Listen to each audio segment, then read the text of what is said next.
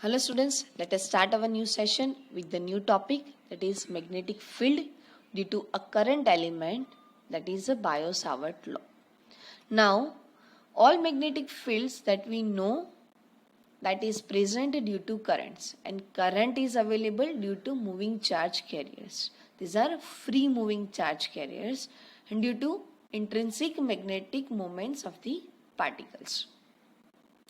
So here we are going to study the relation between current and the magnetic field it produces. So here we are going to study that while current is present, how the magnetic field is produces.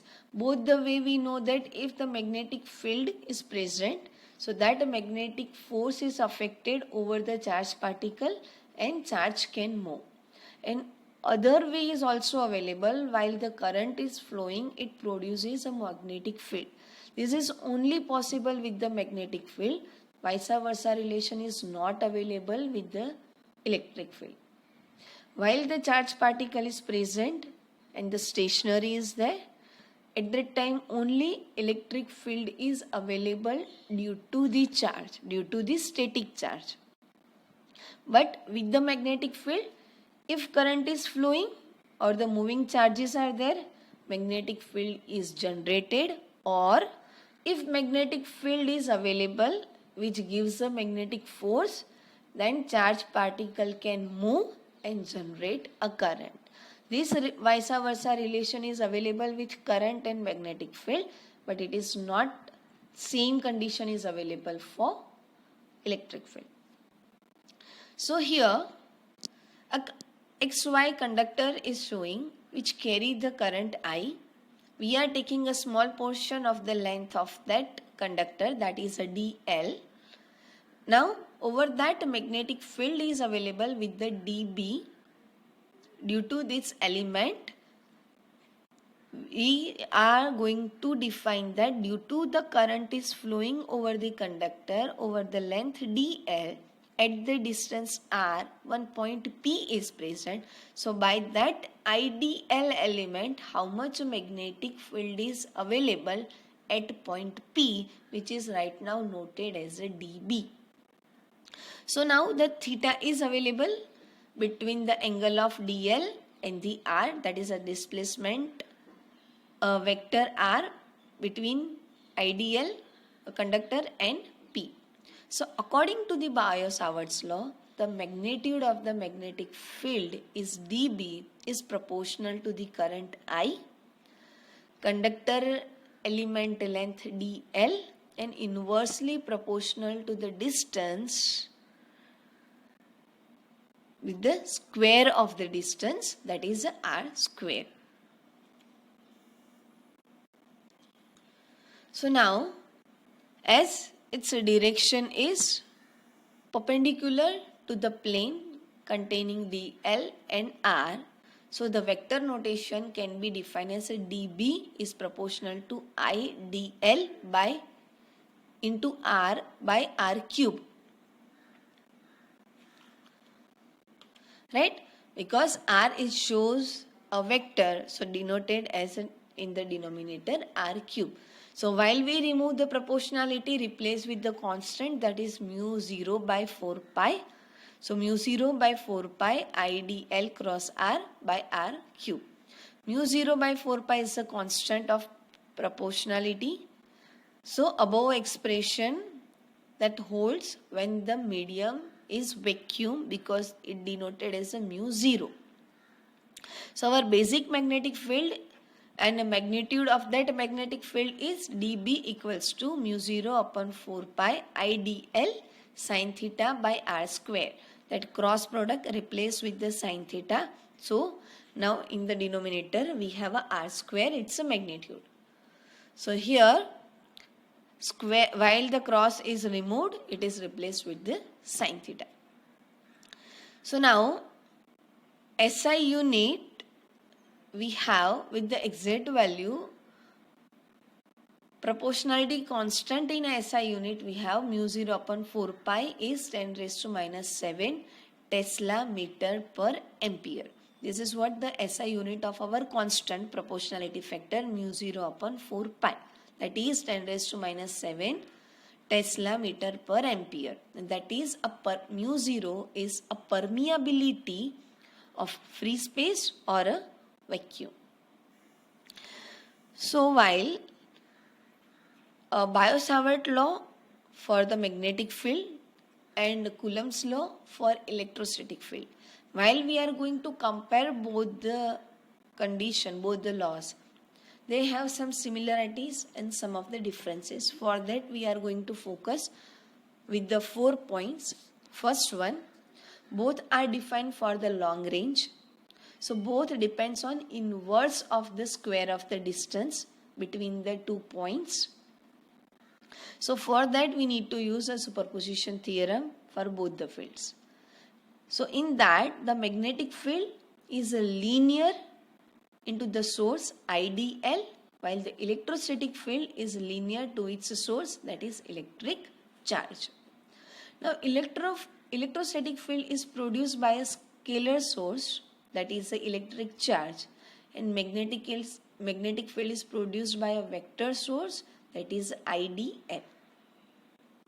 Electrostatic field is along the displacement vector joining the source and the field point, while the magnetic field is perpendicular to the plane containing the displacement vector R and the element dl. With the electric field, no perpendicular planes are available, while the magnetic field is always perpendicular to the plane of the displacement. Now, fourth point is an angle dependence in Biot-Savart law is not present in the electrostatic case, because in the electrostatic field there is only a displacement vector is there. There is no perpendicular plane is available. So no angle is available. So in this case, magnetic field at any point in the direction of dl is 0. So while the theta is 0, so sine theta is 0. And while the sine theta is 0, magnitude of magnetic field is also 0. So while the theta is 0, magnetic field is not present, we can say like this. But while there is no theta or no perpendicular path is there, electric field is existed, but magnetic field is not existed.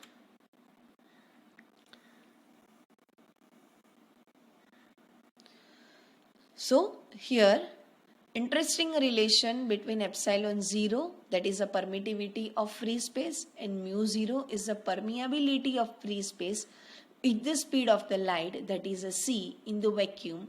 We can define that mu 0 into epsilon 0, while at one side we are multiply with the 4 pi, that is a 4 pi epsilon 0, and a mu 0 divided by 4 pi, so that would be 1 upon 9 into 10 raised to 9 into 10 raised to minus 7. 4 pi epsilon 0 is 1 upon 9 into 10 raised to 9. Mu 0 upon 4 pi is 10 raised to minus 7, that we have already focused earlier. So the result is 1 upon 3 into 10 raised to 8 square. So 3 into 10 raised to 8 is speed of light, that is c. c is 3 into 10 raised to 8 meter per second. So that is we can say 1 upon c square. So mu 0 epsilon 0 equal to 1 upon c square. Since we can say that speed of the light in vacuum is constant, that is a product of mu 0 epsilon 0 is fixed in magnitude. Choosing the value of either mu 0 or epsilon 0, fix the value of other. The SI units of mu 0 is fixed to be equal to 4 pi into 10 raised to minus 7 in its magnitude. Right? Now, focus on to the example. An element, that is a delta L over the x-axis, that is a delta x I caret. It means delta L is present over the x-axis, is placed at the origin and carries a large current. That current value is given 10 ampere. What is the magnetic field on the y-axis at the distance 0.5 meter? So as it can say that a charge is carrying along to the x-axis, with the current I equals to 10 ampere. So what is the magnetic field present perpendicular to it over the y-axis at the distance 0.5 meter? And delta x conductor dimension is given with the 1 centimeter. So we have the equation magnitude of magnetic field dB equals to mu 0 upon 4 pi IDL sin theta upon r square. So dl we have in terms of delta x, that is 1 centimeter converted into meter, so 10 raised to minus 2 meter. I is given 10 ampere, r is given 0.5 meter, mu 0 upon 4 pi, that is a 10 raised to minus 7 Tesla meter upon ampere. Theta is already given perpendicular, so that is theta is 90, so we can say sin theta is 1. Place each value over the equation, so we have the values 4 into 10 raised to minus 8 Tesla, that is the magnitude of magnetic field. So here the direction of the field is in the z direction. How we can say that? dl cross r. So dl is available over the x-axis, dx I caret, r is available over the y-axis, that is a j caret. I cross y, I cross j, that is x and y, gives you the k component, that is in the z direction. So as we know the vector products or the cross products, I cross j is k, j cross k is I, and k cross I is j. Based on this phenomena, we can replace I cross j is k. So we can say that direction of the field is available in z direction, and the field with the very small magnitude 4 into 10 raised to minus 8 Tesla at the distance 0.5 meter.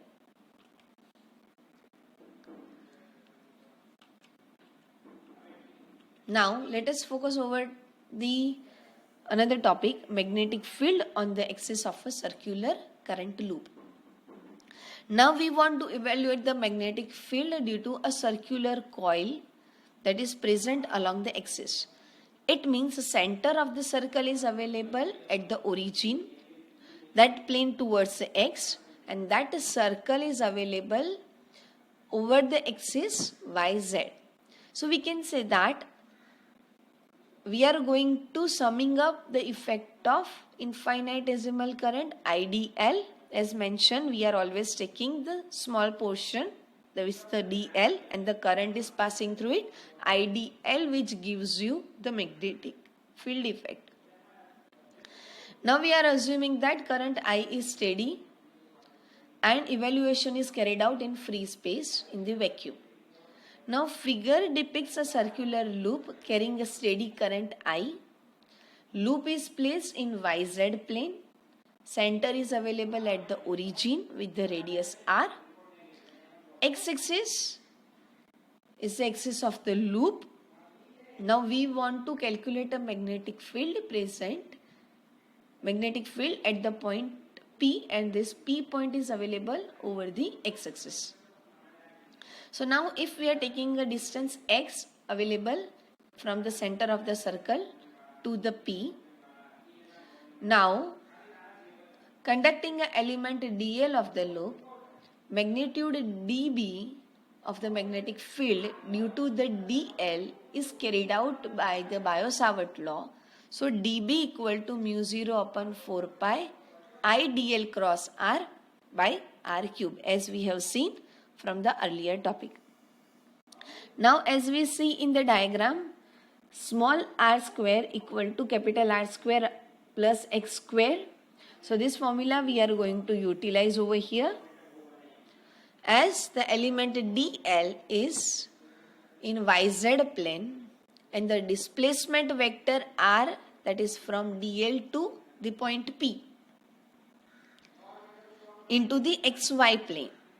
D as focus diagram, dl is present over the yz plane, and r, the vector is available between dl and P, that vector is available between xy plane. So based on that, while we take the dB, that is a dl cross r is r into dl. So my magnitude of the magnetic field dB equals to mu 0 upon 4 pi into IDL divided by x square plus r square, which is replaced through r square value. So the direction of dB is perpendicular to the plane formed by dl and r. An x component of dB and a component perpendicular to the x-axis. With the dB, two components are present at the point B. One is the dBx, another one perpendicular component dB perpendicular. That is the components of dB present at point B with the angle theta.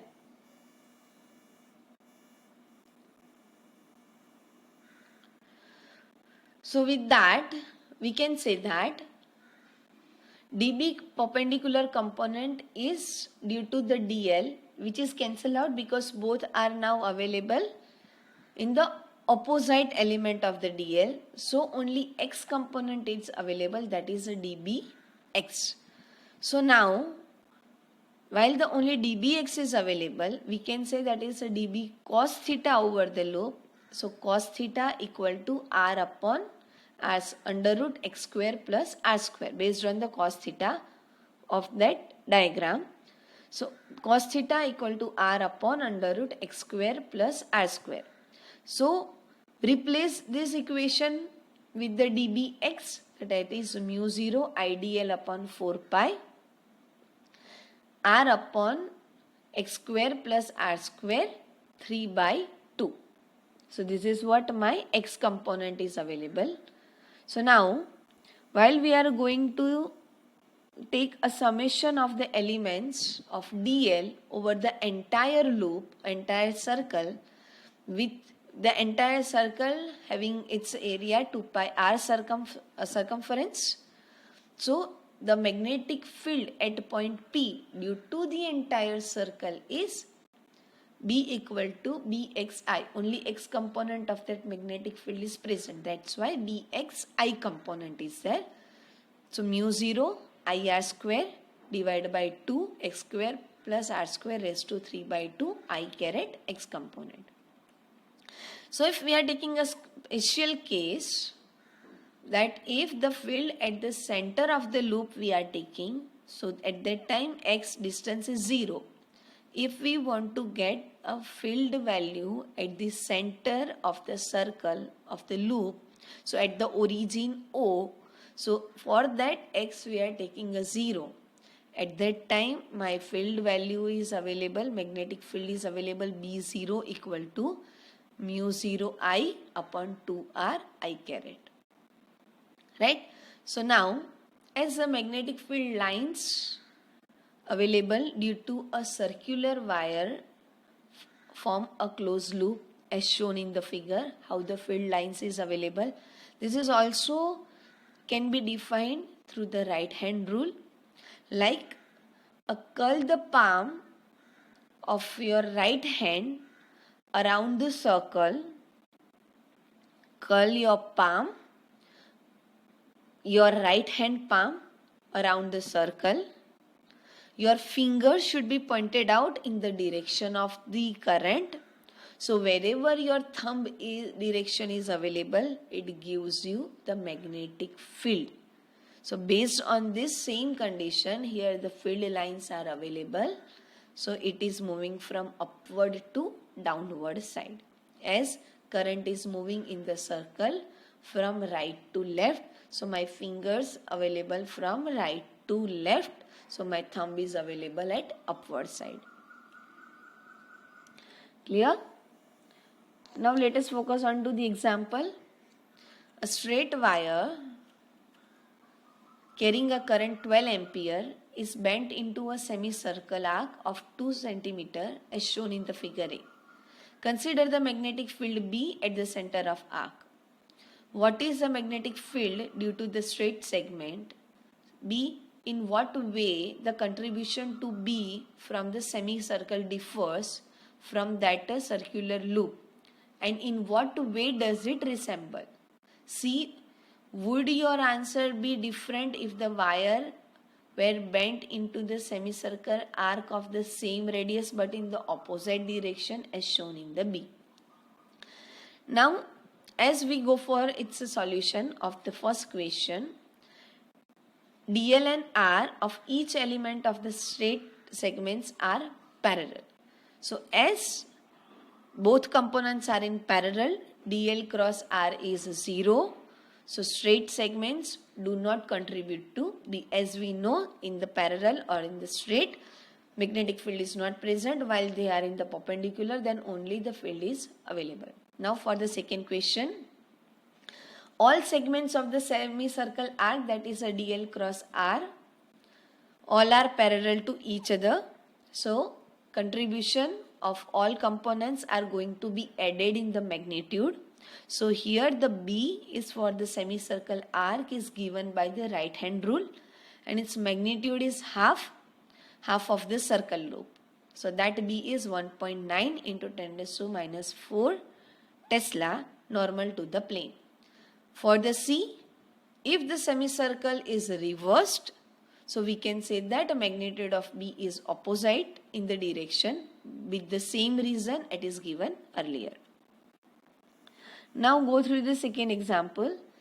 Consider a tightly wound 100-ton coil of a radius 10 cm carrying a current 1 ampere. What is the magnitude of magnetic field at the center of the coil? Now at the center of the coil, it means my angle is 0. So cos theta is 0 means 1. So my magnetic field B is mu 0 Ni upon 2R, as we have seen in earlier topic. So mu 0, that is a 4 pi into 10 raised to minus 7. N given 100 tons. I is given a 1 ampere current. 2 and R radius is given 10 centimeter converted into meter, so 10 raised to minus 1. So my result is 2 pi into 10 raised to minus 4 is nothing but 6.28 into 10 raised to minus 4 Tesla. So hope you understood the whole session. Thank you.